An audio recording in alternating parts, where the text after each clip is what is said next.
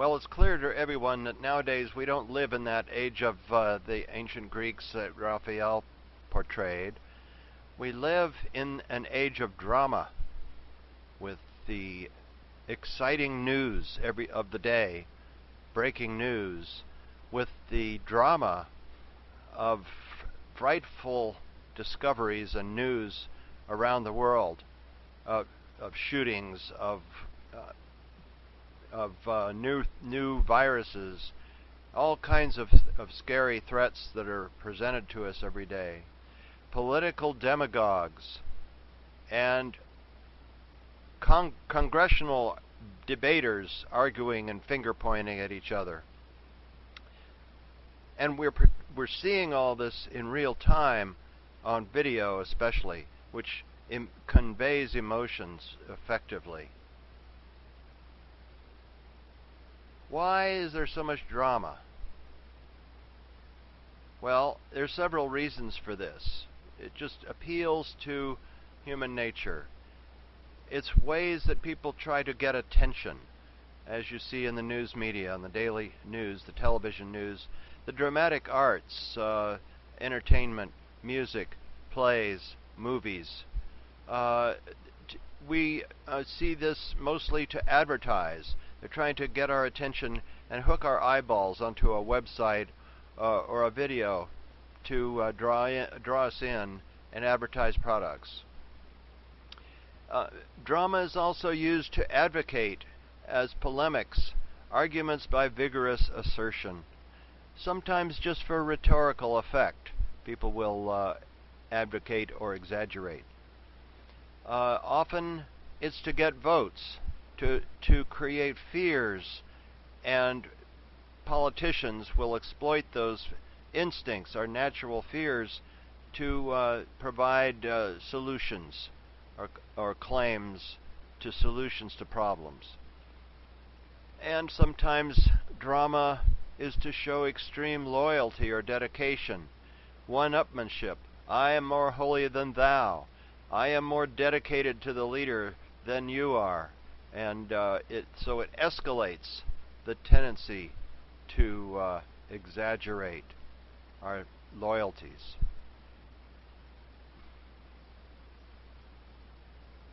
Even Jesus used advocacy or polemics in some of his arguments. For example, in the Sermon on the Mount, he used a kind of rhetorical exaggeration when he said things like this: "You have heard that it was said, an eye for an eye and a tooth for a tooth. But I say to you, do not resist one who is evil. But if anyone strikes you on the right cheek, turn to him the other also. And if anyone would sue you and take your coat, let him have your cloak as well. And if anyone forces you to go 1 mile, go with him 2 miles. So paths to exaggeration are what we discover. We see many ways in which gradually there's an increased exaggeration and dramatic effect added to discourse. So I heard from a political friend here at our church. One time he said, "But we cannot compromise our principles." So this leads to an inability to compromise. You may recall long ago in 1960 the debate in the political debate where Barry Goldwater said, "I would remind you that extremism in the defense of liberty is no vice, and remind you also that moderation in the pursuit of justice is no virtue." Another politician recently, talking about climate change, said we need to create fear. So these tendencies to exaggerate can lead to extreme behavior in societies. Here's a religious leader talking about punishing heretics. And he said, quote, "Whoever shall maintain that wrong is done to heretics and blasphemers, in punishing them, makes himself an accomplice in their crime and as guilty as they are. There is no question here of man's authority. It is God who speaks, and clear it is what the law he will have kept in the church, even to the end of the world. Wherefore does he demand of us a so extreme severity, if not to show us that due honor is not paid him, so long as we set not his service above every human consideration, so that we spare not kin nor blood of any, and forget all humanity when the matter is to combat for his glory. Who said this? John Calvin. Now, we see the tendency to exaggerate and dramatize all around us. But what is the antidote to this? I want to propose a couple of approaches to dealing with ways to moderate and reduce the tendency to exaggerate, and thereby possibly we can lead ourselves into a better space where there's more toleration and flexibility without necessarily compromising our principles. Here is an example that I'm making up. It's a story that was put together just to illustrate this new approach to dialogue. So the story took place in ancient Greece, where two students were studying Plato and Aristotle down in the basement of a temple. And they had been at it for a long time, and they lost track of the time. And so the Platonic student asked the other, why don't you go upstairs and find out what time it is? We don't have clocks, they weren't invented yet, so you have to just go take a look outside. And so the other student offered to go up, and he went upstairs, and he looked, and the sky looked like this. And it was not obvious whether it was daytime or nighttime. He couldn't tell whether the sun was rising or setting. It was kind of a twilight period. So he went back down and reported, I can't tell whether it's daytime or nighttime. And the other student said, what do you mean? You can't tell the difference between day and night. Isn't that an obvious thing? Well, the other student said, not necessarily, because you have to define your terms very clearly, and we don't have a clear definition for this period of twilight where it's uncertain. You could make an arbitrary distinction and draw some kind of a line and say this is day and this is night, but that any such distinction would be arbitrary. And so the other student said, well, if the terms day and night are arbitrary, then the whole idea is meaningless, and so we can't discuss philosophy because terms don't have clear definitions.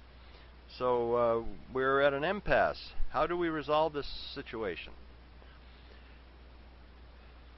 So they eventually came to a constructive dialogue in which they had to moderate their positions to reach a complementary view. And it looks like this.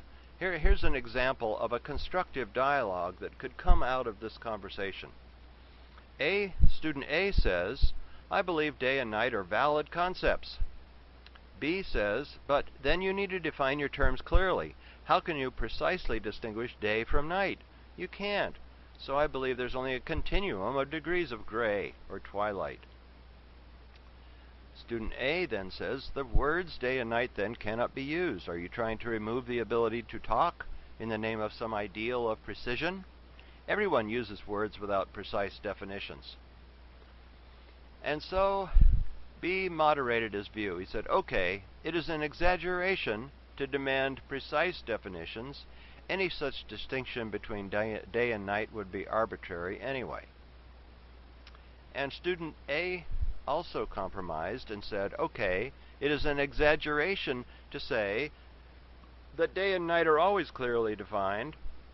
I recognize that there is a twilight time when it isn't possible to be sure whether it is day or night.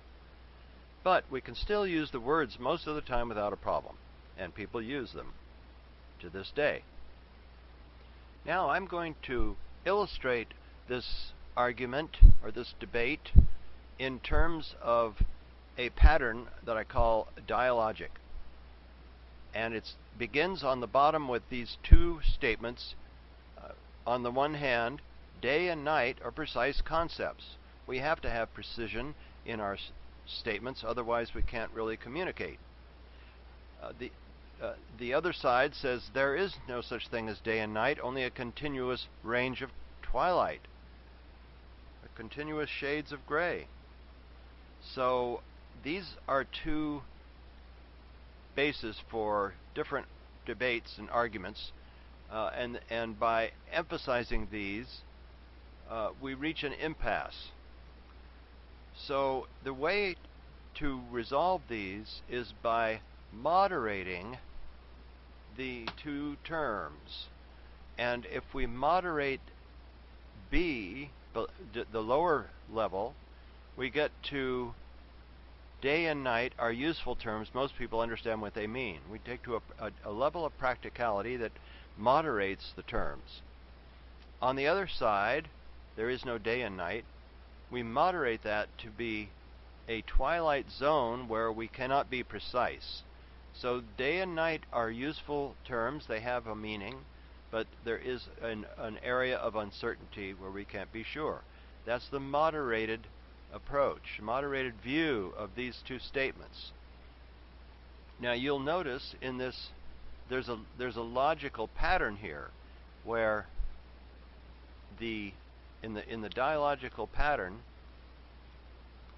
statement A is contradicted by statement not A, and statement B is contradicted by statement non-B. So an exaggeration of A leads to not B, or the rejection of B. An exaggeration of B leads to a rejection of A, that is, not A. That's the basic logical pattern we see in this dialogical format. In other words, it's a two-dimensional type of logic. Now, this has broad applications, but let me summarize how this would look. I put together a website that has many examples of these dialogic patterns in different issues. Here's the way this daytime and nighttime issue would be described in this pattern.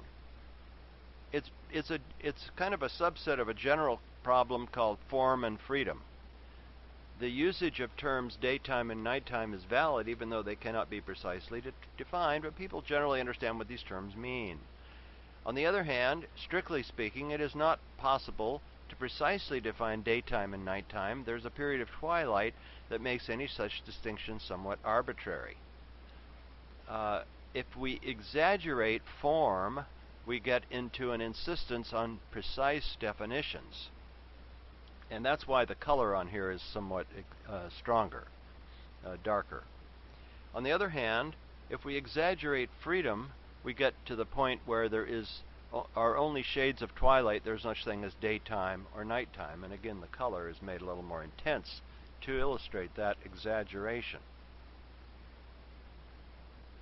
Now I'm going to apply this general dialogic pattern to Christian theology.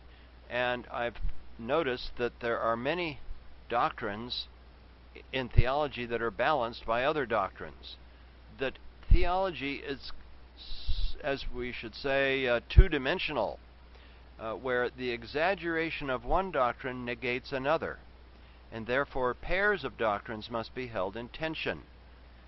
They're complementary pairs. This tension is not irrational or illogical. These are not contradictory pairs. They're complementary. The two dimensions can't be flattened into one statement. They have to remain as different propositional statements. Now, Jesus warned us all to beware of hypocrisy. We get into a danger of hypocrisy quite often by emphasizing one side of the doctrines over another. The advice that I'm advocating here is don't exaggerate. So let's give an illustration of this, and this comes out of Christian history from the work of Martin Luther. So here's a painting of Luther and Melanchthon by Cranach. These leaders were proposing new ways to look at Christian theology, and one of these was described as in Luther's treatise on Christian liberty. And he points out, a Christian is perfectly free lord of all, subject to none. And a Christian is perfectly dutiful servant of all, subject to all. Now these appear to be contradictory. Here's what Luther says. These two theses seem to contradict each other. If, however, they should be found to fit together, they would serve our purpose beautifully. Both are Paul's own statements, who says in 1 Corinthians 9, "For though I am free from all men, I have made myself a slave to all." And in Romans 13, "Owe no one anything except to love one another." So these are examples of the idea of Christian liberty. Now here's the way it would be illustrated in terms of the dialogical pattern. On side A Christian is a perfectly free lord of all, subject to none. But if we exaggerate that, we get to this idea: by virtue of their spiritual power, Christians need have no regard for earthly authorities. And we become exaggerated in our sense of superiority over the state. On the other hand, if we say a Christian is a perfectly dutiful servant of all, subject to all, if we exaggerate that, we get perhaps to an idea that we have to earn our salvation by doing good works. We have to be a slave or a servant of all of God, and that our whole life is oriented around servanthood and work, which is not what the scriptures teach. So by exaggerating A or B, we get to the negations of B or A. That's the way this pattern plays out in dialogical form. Many other Christian doctrines and statements fall into this pattern. Here's another example from the Westminster Confession of Faith that was developed by assembly that King James put together in the 17th century, where these mostly Puritan theologians and scholars and pastors debated for a long time over all of the scripture passages needed to formulate an English doctrine of confession of faith. And they published this in the Confession of 1647 or 49, and this was the basis for a lot of Protestant theology in England. To give an example of how the logic worked in this confession, I'll illustrate a quote from B.B. Warfield, who was a well-known Presbyterian theologian in the 19th century, and he wrote a book called Christological Studies, in which he was discussing the problem of the natures of Christ. Is Christ human or divine, or both, or neither? Was Christ a spiritual being? Was he only a human being? And the various schools of thought on this were debated for a long period, and Warfield summarized their conclusions in this statement in Christological Studies. Quote, "The pendulum of thought had swung back and forth in ever-decreasing arcs until at last it found rest along the line of action of the fundamental force. Out of the continuous controversy of a century, there issued a balanced statement in which all the elements of the biblical representation were taken up and combined. Work so done is done for all time. And this is an example of how these balances were achieved through dialogue. We may see another example of this in the writings of Francis Schaeffer. In a little booklet he wrote called "The Church Before the Watching World," which was published in 1971. And in the appendix of this little booklet, you have a clear illustration. Two cliffs. He says, with regard to the true Christian position, it seems to me that there are always two sides to the cliff, or rather two cliffs, one on either side of the area of freedom. It is easy to fall off or throw oneself off the cliff in one direction just because one is trying to escape falling off the cliff on the other side. And so here I've illustrated that with the Horseshoe Bend curve in the Colorado River, which has cliffs on two sides. The form and freedom dialogic is relevant here. Schaeffer says the Christian doctrinal and intellectual position lays down a circle rather than a point. Or, to say it another way, doctrines are not merely lines to be repeated. This gives freedom to express the doctrines in various ways. One is not required to repeat over and over again the same formulations in exactly the same words. So here's an illustration of how this would work for the statement about how Christians should live in the world. The idea is that we should live in the world but not be of the world. So here statement A says, most Christians are not called to escape from the real world, but to live in it and engage in it just as Jesus lived among the publicans and sinners. And if we exaggerate that, we get into the not be level, the lower level, where we are worldly. We are easily distracted by the cares and riches and pleasures of this world, and we become just like the rest of the world. That is not what the Bible teaches. On the other hand, it also teaches do not be of the world. Worldliness refers to the lusts and evil systems in the fallen world. We are to avoid and oppose these. God calls us to an abundant life beyond what this world offers. However, if we exaggerate that, we get to escapism, that in order to resist the world's temptations, we must come out of the world and be separate.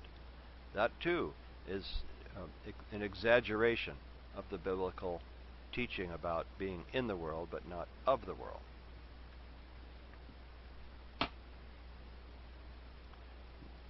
Now, Reverend REUEL HOWE wrote a book called The Miracle of Dialogue back in 1963. This is an excellent book that describes this two-dimensional way of thinking in theology. And here's a short quote from REUEL HOWE. Separately held truths are often complementary. The monological thinker runs a danger of being prejudiced, intolerant, bigoted, and a persecutor of those who differ from him. The dialogical thinker, on the other hand, is willing to speak out of his convictions to the holders of other convictions with genuine interest in them and with a sense of the possibilities between them.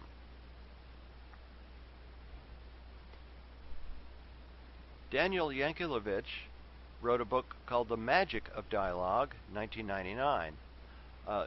Yankelovitch founded an organization called Public Agenda that helps with facilitation of discussions, debates between controversial groups that want to try to resolve their differences. Here he has a quote, "The act of collaboration must start with dialogue. You cannot build relationships without having an understanding of your potential partners, and you cannot achieve that understanding without a special form of communication that goes beyond ordinary conversation." Daniel Yankelovitch says, what is dialogue? And he points out that dialogue has nothing to do with the number 2. The word derives from two Greek words, dia, through, and logos, signifying word or meaning. Emphatically, dialogue is not confined to conversations between two people. Dialogue is best carried out in groups, ranging from about 12 to 24 people. So the features that Daniel Yankelovitch prescribes for real dialogue are three things. Equality of the participants. All must be treated as equals with no coercion and no hierarchy. Listening with empathy. The ability to listen and think someone else's thoughts and feel someone else's feelings, and to verbally acknowledge this to the group. And three, to bring assumptions out in the open. Yankelovitch has this amazing quote: "There are assumptions behind assumptions behind assumptions." And this is what we find in serious dialogue. So that gives another approach to dialogue. Now, I have a question for you. Which statement do you agree with the most? The world is getting better. The world is getting worse. The world is getting neither better nor worse. What do you think? So to address this question, I'm going to consult the work of Hans Rosling, who wrote a book called FACTFULNESS, 2018. And here's Hans Rosling with one of his favorite charts, but I'm going to go on and show an example of the way in which people exaggerate data. Here's a graph that shows the average math scores on the College Board for men and women. And you'll see there is a significant difference here. But let's look at this graph in another way. What if we were to scale this starting at 0? If we do that, we begin to see that there's a little less difference between these. And then if we go ahead and actually plot the distribution of data, we avoid the flaw of averages. And we see that in most cases, women and men had about the same scores. The vast majority of people did not distinguish between male and female on their math scores. So this is examples of the ways in which graphics can deceive us and exaggerate differences. We have a gap instinct. This is one of the several instincts that Hans Rosling points out in his book. He says, I'm talking about that irresistible temptation we have to divide all kinds of things into two different and conflicting groups with an imagined gap in between. I call them mega misconceptions because they have such an enormous impact on how people misperceive the world. By dividing the world into two misleading boxes, poor and rich, for example, it completely distorts all the global proportions in people's minds. And so we go to his, if we go to his graphic here, this is a plot of lifespan, which is an indicator of quality of life, versus income, income level on a log scale. And it shows, and the circles relate to the size of various countries. The red circles are in Asia, the blue are in Africa, the green are in North and South America. So you get a sense of the distribution of incomes across a continuum. We don't have a world of the rich and the poor. We have a world in which most people are somewhere in the middle, and even there is a lot of distribution, of diversity, of both lifespan and income. So this is showing a way in which gaps tend to be created where there really are none. So in terms of our question, is the world getting better or worse, Hans Rosling goes to the data and he looks at, for example, birth rate trends. We used to think about Malthus and the idea that growth increases exponentially, but food supply only increases linearly, and so we're going to run out of food and there will be mass starvation. But this does not take into account the birth rate trends. Here's the actual data up to the current time, and then some extrapolation beyond this, of trends in birth rates around the world. And so we can see that practically everywhere birth rates are declining toward a sustainable level of around 2. So at the same time, if we look at incomes trends around the world, we see that in this wide sample of countries, United States, Russia, China, Nigeria, we see incomes are increasing.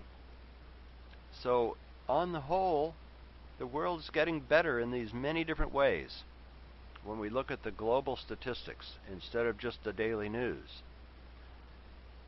So this factfulness is an antidote to the negativity instinct. And so here Rosling says, a solution that works for me is to persuade myself to keep two thoughts in my head at the same time. Does saying things are improving imply that everything is fine and we should all relax and not worry? No, not at all. Is it helpful to have to choose between bad and improving? Definitely not. It's both. It's both bad and better. Better and bad at the same time. That is how we should think about the current state of the world. So I can place that presentation into these dialogical patterns where bad and better are A and B. Yes, the world is bad. We know there's lots of bad things happen every day. B, the world is getting better. Look at the trends. Look at the global statistics, not just at the daily news. And so we get a better picture, a more realistic picture of the situation. We don't have to fall into despair and hopelessness. We don't have to be putting on rose-colored glasses and say everything is fine. We have a balanced view that takes two dimensions to express. Now, this kind of two-dimensional pattern or logic, dialogic, I see in many issues in theology, philosophy, practical life in the world. And I would ask you to consider the issue that you're concerned about and decide how to balance that with maybe an alternative view, and see how we can think two-dimensionally instead of monologically about issues in politics or religion or philosophy or other areas. And I've put together some starters to get you thinking about this, these dialogic patterns, and there are a lot of examples on a website called hypertheology.org. It's called hypertheology because it relates to hypertext. There are links that you can click on to drill deeper into the discussion. It's much easier to display this in a website than in a textbook that's a linear process. So we have a useful portrayal of this on a website. We've discussed issues in ethics, practical life, theology, physics, epistemology, and lots of other examples could be added. You may be able to think of your own. Please write to me, and the links on the website are there, and I invite you to consider growing your awareness of dialogical thinking. Thanks for your attention.